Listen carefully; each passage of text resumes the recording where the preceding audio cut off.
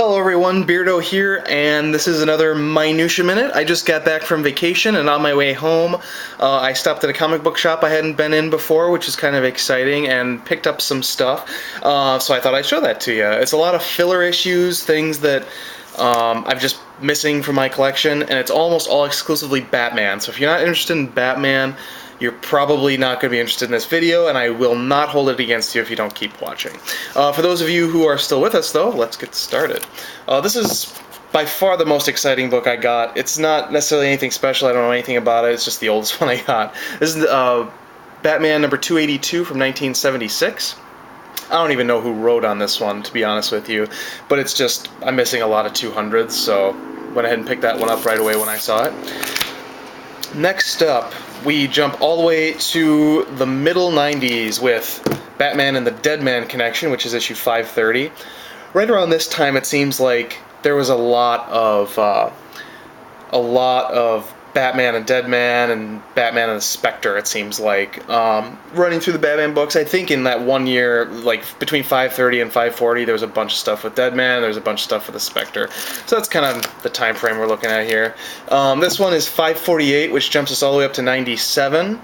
Now this run, Doug Mensch, I think that's how you say his name, and then I think it's Kelly Jones on artwork. These guys were on Batman for a long time.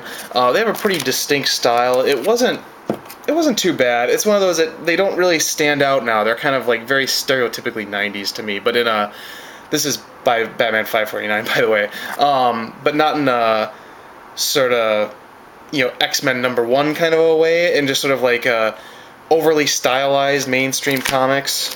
Here's Batman 551, and like you see kind of the way Batman's drawn with like the really long ears and just sort of, you know, I don't know. I mean, it is what it is. It's okay. Not my favorite, but looking forward. I mean, the biggest chunk of Batman books that I'm missing in the later half of the series is in basically between 530 and 560 or so. So, like I said, filling in some issues here. Now, next up, we get into Batman Cataclysm. This is Batman 554, and this is part 12 of Cataclysm. It's my first Cataclysm book. I read it in the trades back a long time ago, and basically the premise is Gotham suffers from a crippling earthquake, and Cataclysm was quickly followed up by Aftershock, of which I picked up issues Batman 557 and Batman 559, which is exactly what it sounds like. Basically, Gotham goes to hell, and then you get, after you get to 559, then into 560, you get this caution tape on the side, and Road to No Man's Land. A lot of you are probably familiar with the No Man's Land story. Basically, it's Escape from New York, only in Gotham City. Gotham is cut off from the rest of the world. In the Batman title, we had Mr. Wayne Goes to Washington, which is the Road to No Man's Land. Basically, Batman, or I should say Bruce Wayne, is fighting to keep Gotham in the Union, I guess you could say. And I did get all three parts of that. Here's issue 561, part 2 of Mr. Wayne Goes to Washington. And this is Jim Aparo on artwork, which is kind of fun. I like Jim Aparo. And here's part 3, and this is the last issue before it just goes to No Man's Land proper, which is just a huge mega crossover. For Road to No Man's Land, there were a lot of sort of lead-ins, but they were all sort of separate. So whatever Bat title you were picking up, you would get a different lead-in. This one just happened to be Mr. Wayne Goes to Washington. And that concludes what I picked up for Road to No Man's Land and the Batman title proper. I did also pick up a couple of Detective Comics. I got Detective Comics 670. We're rewinding here all the way back to 1994. This is after Nightfall, but before Night's End.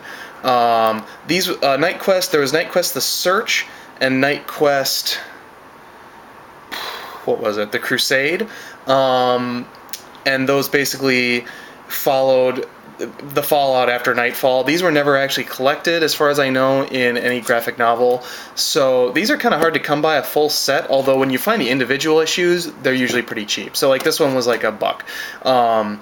I've got a handful of issues. I am looking forward to actually completing this collection so that I can read through Nightfall completely from beginning to end in single issues. Alright, I do have another Detective Comics. This is back up to 2001 now, and this is Officer Down, Part 6. I'm working on getting the Officer Down run. Basically, this particular crossover was Jim Gordon is shot, and it ends up with him leaving the force, basically, if I remember correctly. This is Part 6, and then I also got Batman Gotham Knights issue 13, which was Part 7, and I've still got a handful of issues to get for Officer Down. For my overall collecting, like if I were to only collect one Batman title, or I'm sorry, one title, it would be just Batman. It's had so many crossovers, especially, I mean, you hit 1990 and like there's like 3 months where there's not a crossover, and then it turns into something big. Since I've collected a lot of just the single issues of Batman, I've started collecting a lot of these crossovers. Some of them are quite good. I actually really liked Officer Down. Batman No Man's Land, which we were talking about before, honestly is a really, really good crossover. If you haven't read it, pick it up in the trades. They are reprinting them, so that's really exciting. I'll talk a little bit more about that later. But first, let's continue what I got. So I got a couple more Batman books to show you, and then I got something a little different. These next 4 Batman books came in a lot, and they're Batman Chronicles. This is issue 15. It looks like a crossover with Kyle Rayner here. Batman Chronicles, I don't remember if this is a quarterly title, or if this is one of those Batman titles where it just sort of is only published when there's a 5th Wednesday of the month. I honestly don't remember. But the reason I picked up these 4 books, it's a run 15, 16, 17, and 18. And 16, 17, and 18 are all No Man's Land books. So that's why I ended up picking those up. And you'll see here. Here's 16. This one had a pretty good story, if I remember correctly, too. But I don't remember for sure. I have to reread it. It's been a long time. And then I got issue 17, as I said. And then finally I got issue 18. Now, that actually completes my, I believe this issue completes my single issue collection of just the No Man's Land proper. I don't have many of the Cataclysms and the Aftershocks and the Road to No Man's Land, but No Man's Land proper, I do have all the single issues.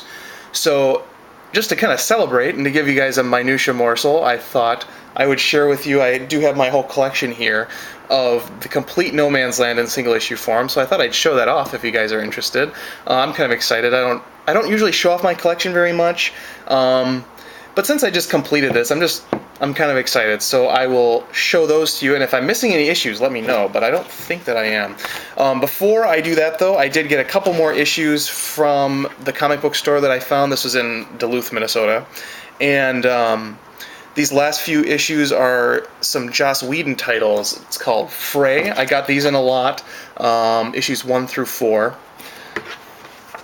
Here is issue 2. Now, Fray I don't know a whole lot about, other than I think it spins out of Buffy, but I don't really know Buffy that well. I actually mostly got these from my girlfriend. Here's issue 3. But I've heard it's really good from various people, so I'll definitely read them. And finally, issue 4. These came in a lot again for, I think it was like $6 for all 4 of them, so not a bad deal. The only problem was they didn't show this because they were all bundled together, but you can kind of see it, there's actually a pretty bad crease on the front cover of issue 1, which really stinks, but that's life. It's still a decent copy, and honestly, unless you're looking in just the right light, you probably, I don't know how well you can even see that crease. I can't see it from here. It might show up really obviously on the camera, I don't know. Okay, so that's what I got, and since I completed my Batman No Man's Land complete single issue collection, I figure I'll show that to you now.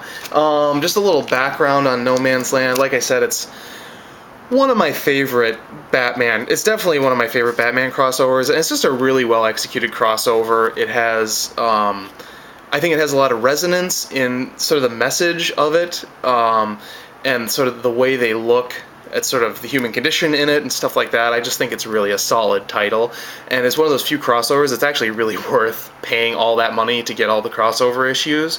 I don't usually get a whole bunch of crossover issues right away, but I do pick them up after the fact. Now, Batman No Man's Land in particular, I originally read, and here's issue 1, I originally read on in trade paperback form, I got the complete set for like $50. It was like $10 a piece well, it was less than that because I got Cataclysm and I got No Man's Land. And here's this is okay. So this is gonna be just real quick interjection here. These issues are gonna be all over the place because again they all tied in with each other. So you're gonna go from the No Man's Land special #1 to Batman Shadow of the Bat #83. These are in order that you read them, not in the order, not in order by series. So just to warn you, but this is No Law and New Order Part 2. And art by Alex Maleev on these. These are good. This is a good way to kick off the series, in my opinion. Anyway, as I was saying, here's Batman 563.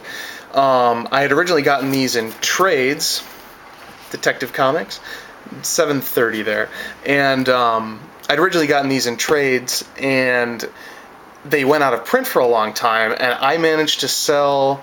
I actually bought most of these single issues in one big lot on eBay with only a couple issues missing, which I just finished filling in the last couple that were missing.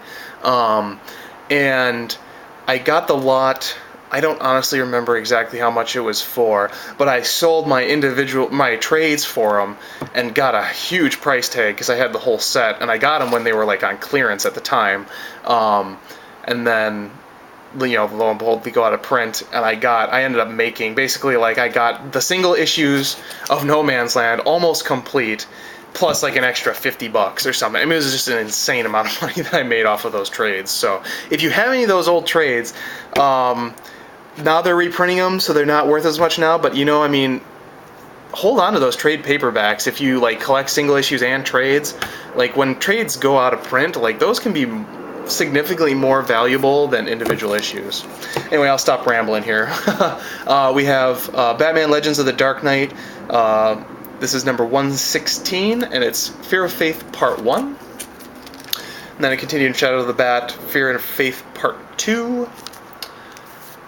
And then Batman, Fear of Faith Part 3, and Part 4. Alright, and then here's Bread and Circuses Part 1. This was sort of Batman, if I remember this particular arc, this is sort of Batman learning to play to the crowd because Bread and Circuses Part 2, because No Man's Land is a completely different world in which for Batman to operate. Civilization doesn't work the same, and people, here's Mosaic Part 1, people who were just ordinary citizens, that just want freedom, like Batman gives them freedom, and they don't know what to do with it. So it's, like I said, there's a lot of kind of deep questions going on in Batman No Man's Land. I really do recommend this. Here's Mosaic Part 2. And we have Balance.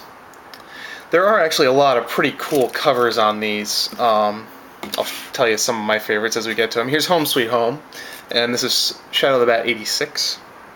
And then we're up to Batman 566 now. This is The Inevitable Intervention of Superman. This is actually a pretty good book, though, because actually maybe this kind of plays into what I was talking about before with Bread and Circuses, where Superman wants to give them their freedom, and he's like, I'll show Batman that I can do it my way.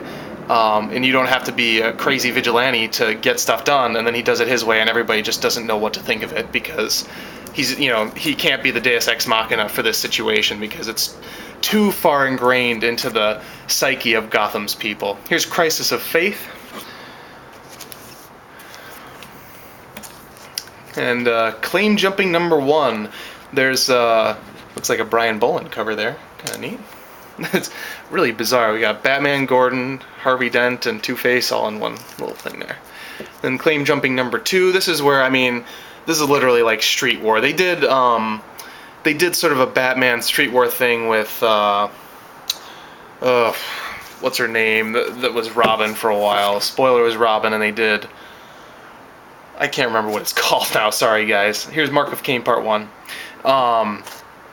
I'll think of it in a minute. But anyway, it was nowhere near the level of quality that I thought No Man's Land was. I hope I'm not building this up too much and you guys aren't going to like it. But I really do like it. Here's Mark of Cain Part 2. And here is Assembly. This is where a lot of the Batman basically decided, I'm doing this on my own, as he usually does, and here's where everybody kind of starts to intervene and it becomes a group effort again. Here's Fruit of the Earth. This arc also introduced a new Batgirl, which was kind of a big deal at the time, because I don't think there had been a Batgirl until this one, since Barbara Gordon at the end of the 80s when she broke her back and became the Oracle. Her back was shot, whatever. Fruit of the Earth, Part 2. Here's kind of a cool one. I like this one. Great look on Mr. Freeze's face here. Power Play. This one is about trying to get the power back on in a certain section of the city. Here's the King. Some of these are one-offs. Here's the new Batgirl. A lot of them are like part 1 through 4. A lot of them are like sort of 4-part arcs, and it slowly builds up to an inevitable conclusion, which we will see as we come closer. And there may be some spoilers here. I've already spoiled some, but here's Homecoming. But just to warn you, again, or for the first time, whatever, I don't know if I said it already. But if you don't want to know what happens, you might want to wait. Okay, Low Road to Golden Mountain, parts 1 and 2. That one, I honestly don't even remember what that one was. It must have been something. Joker, meanwhile, is laying his turf. One of the fun things, this is the Code Part 1 and the Code Part 2. I'm going to sneak back here to some of the older books. I'm going to see if I can find, one of the cool things is week to week they would have a map of sort of who controlled what section of Gotham City, and it really was, a lot of warring factions. Underground Railroad Part 2 there. Here's a good little shot of Bane for you. I can't remember exactly what this was, but if I remember right, it's Batman and Bane. Oh, there they look like they teamed up. I don't remember if that may be misleading. I can't remember. I know basically Bane was sent in to do something really specific for a mysterious person who's sort of an outsider who's making a play for the no man's land that is now Gotham City, and there's a question as to who that person is. Here's Captain of Industry, and when you find out, it has its usual fun part. There is Shadow of the Bat, number 92, Stormy Weather. I don't remember that one. Jurisprudence, the inevitable part where Two-Face holds someone on trial. In this case, it was James Gordon, it looks like. I pretty well remember that. There's, don't know what the title of that story was, but whatever. Assembly Redux. This is where now the bad guys are starting to gang up, and you can see Bane is sort of making his power play. I like sort of the bats sort of clawing at his arms. Like, how cool is that? That's pretty sweet. It's a very like macho cover, not as artsy as I like some of, like if I give a cover like a pick of the week kind of a thing. They aren't usually these, but that's pretty awesome. I like that. I'm still trying to, as I'm feeding you these covers here. Here's Batman No Man's Land issue 0, and there's another picture of the new Batgirl. I'm trying to find these maps where they kind of show you the different factions and who's running what, and it changes throughout the series as different people make their play, and Batman becomes one of those, basically a gang. Shell Game Part 1, here's where the big reveal is, the big spoiler is, Lex Luthor is planning to rebuild Gotham, and he's basically going to take over everything, and he's one of the reasons why Congress was able to, or he lobbied to have Congress declare Gotham a no man's land, so basically he could move in and do whatever he wanted. There's Shell Game Part 2. Not the biggest revelation necessarily, but again, the book, here's Endgame. We're getting really close to the end here, guys. Not necessarily the biggest revelation, but again, it wasn't about the big revelation. It was really about the people of Gotham and how they dealt with everything. And okay, here we go. Endgame Part 2. Sorry, I'm doing two things at once here. And then Endgame Part 3, and you can see it all comes down to Batman and the Joker in the end. And then finally, the denouement. Days of Auld Lang Syne. And that is pretty much everything in the No Man's Land collection, with the exception of the Batman Chronicles, which I already showed you guys. I haven't been able to find a picture of the map and sort of how everything breaks down there. But when I was looking through it, I was kind of looking through some of these Alex Maleev art sections, in this case, No Law and A New Order Part 2. And it's kind of cool to look through, because it is very solid. I heard someone, I think it was PM Knight, was saying that he doesn't really like Alex Maleev's art because it's traced from photos, as he put it, which sorry, I don't agree with you on that one, but he was referring specifically like the Daredevil run, and you can see, I mean, he's got a lot of talent here, guys. I mean, you know, this is a different style from what he did in Daredevil, but it's still actually very, very good stuff. I like it.